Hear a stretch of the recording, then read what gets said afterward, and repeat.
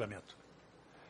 O serviço extrajudicial, que é estatizado, se mostra extremamente sobrecarregado e sem recursos físicos e materiais suficientes para uma prestação minimamente digna.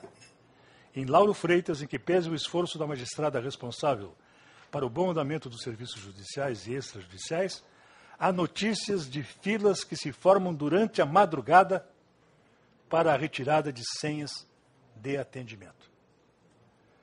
No pedido de providências 21537, relator conselheiro Jorge Mauric, a decisão sobre o tema, conforme será exposto ou como está exposto no item pertinente às medidas corretivas propostas. As duas varas do consumidor da capital, que já recebiam distribuição muito superior àquela verificada em cada uma das varas cíveis, foram transformadas em varas da relação de consumo. Com isso, passaram a receber também os pedidos iniciais formulados por empresas e instituições financeiras, incluídos processos de busca e apreensão, tudo a tornar ainda mais flagrante a desproporção do número de feitos distribuídos às varas da capital. Por fim, as duas varas de relação de consumo passaram a receber todo o acervo das causas pertinentes às relações de consumo que tramitavam perante as diversas varas cíveis de Salvador. São milhares de redistribuições já efetivadas e, por ocasião da inspeção, muitos processos ainda estavam represados, aguardando processamento junto ao cartório distribuidor, com cerca de 300 novos processos chegando por dia às varas do consumidor. Estima-se que serão redistribuídos cerca de 60 mil processos. Os milhares dos processos redistribuídos estão paralisados, salvo poucas exceções, em estantes, que identificam apenas a vara de origem, sem qualquer ordem cronológica ou numérica, que permita a localização dos autos em prazo razoável. Apesar da obviedade do problema que seria gerado pela redefinição da competência e redistribuição dos processos, o número de servidores e oficiais de justiça relotados para as varas de relação de consumo foi absolutamente insignificante. Falha de gestão que inviabilizou a prestação jurisdicional. Os milhares de autos redistribuídos são armazenados em sobreloja que sequer possui circulação de ar, não permitindo tentativas de localização de autos por mais de 5 minutos consecutivos por pessoas que, pelo menos, respiram. Não há livro de registro de sentenças. Algumas varas mantêm classificadores de A a Z, nos quais as sentenças não são numeradas, e assim podem ser facilmente substituídas ou subtraídas. O controle das armas apreendidas e respectiva remessa para o Exército é precário. Também não há efetivo controle e seguro armazenamento das drogas apreendidas. Os processos criminais são remetidos ao arquivo, quando disponível, sem qualquer controle dos bens apreendidos. Há um grande número de audiências redesignadas em razão de falhas nas intimações, ausência de testemunhas policiais devidamente requisitados, fato já noticiado ao tribunal e sem resposta quanto às providências tomadas. Algumas varas, por outro lado, registram ínfimo número de audiências designadas durante a semana. Não há um critério claro quanto ao horário ordinário de permanência dos magistrados no fórum. Há notícias de magistrados que lecionam no período vespertino. Outros têm carga letiva superior a 20 horas semanais. Durante a inspeção, foi constatada que magistrada de Senhor do Bonfim esteve ausente por vários dias sem comunicação ao Tribunal de Justiça. Há varas de grande complexidade que não possuem escrivão, não dão atendimento satisfatório nos balcões e permitem grande trânsito de advogados no interior do cartório com amplo acesso aos autos de processos e provas nele inseridas, a exemplo da primeira vara de tóxicos de Salvador.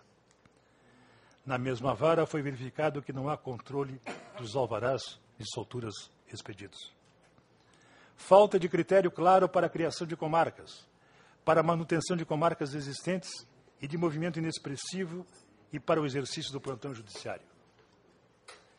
Quanto aos órgãos administrativos, que também foram objeto da inspeção, precário atendimento do Instituto Pedro Ribeiro de Administração Judiciária aos juízes de primeiro grau. O Instituto passou a contar com um novo superintendente poucos dias antes da inspeção, e este novo superintendente mostrou-se receptivo às críticas e participou de parte das inspeções. Ainda em relação às gestões que envolvem esse Instituto e outros órgãos administrativos, os analistas cedidos pela presidência do CNJ e que integraram a inspeção fizeram as seguintes observações. Há cerca de 200 convênios entre o IPRAGE, esse Instituto Pedro Ribeiro, e os municípios para a cessão de serventes em favor do Poder Judiciário. Os convênios são onerosos, implicam em repasse de verbas do Judiciário para os municípios.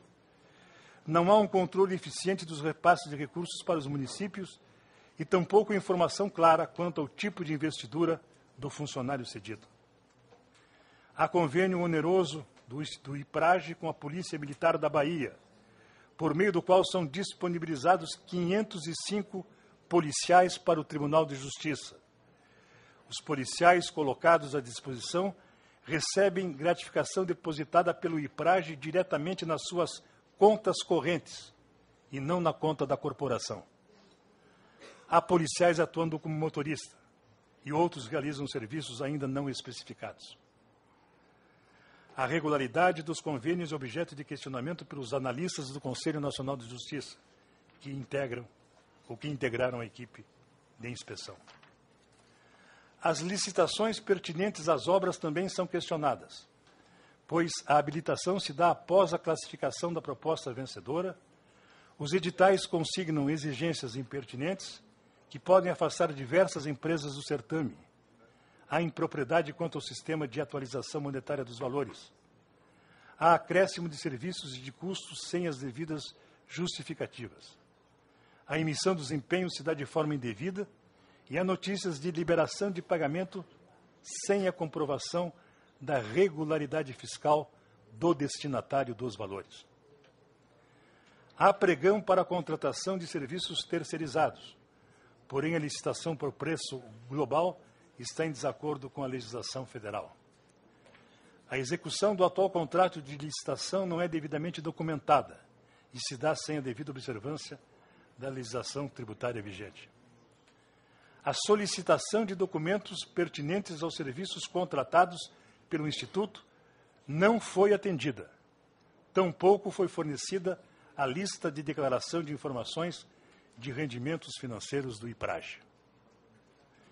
Os tabeliões e serventuários dos cartórios extrajudiciais são considerados servidores estatutários e integram a folha de pagamento daquele instituto. Há 400 pessoas, médicos, motoristas, serviços auxiliares, etc., contratados com base no regime especial do direito administrativo, por meio de processo seletivo simplificado, que consiste em simples análise de currículo e dinâmica de grupo para análise de perfil.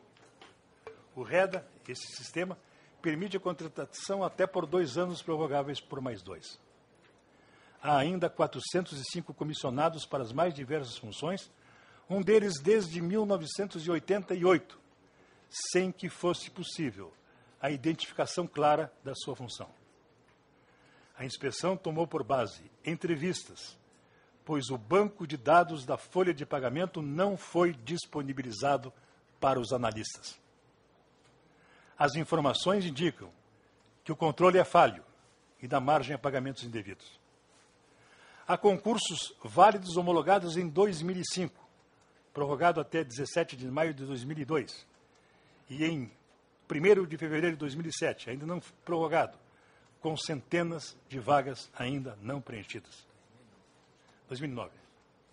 O concurso de 2004 previa 275 vagas para a capital, mas foi dada posse e exercício para 550 servidores, nomeação a maior de 301 servidores.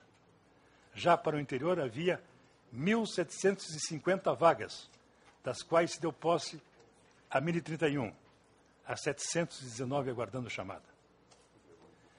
As perícias médicas são realizadas somente nos casos em que o afastamento do magistrado ou servidor supere 15 dias por meio de junta oficial própria. Não há mapeamento das causas dos afastamentos, tampouco controle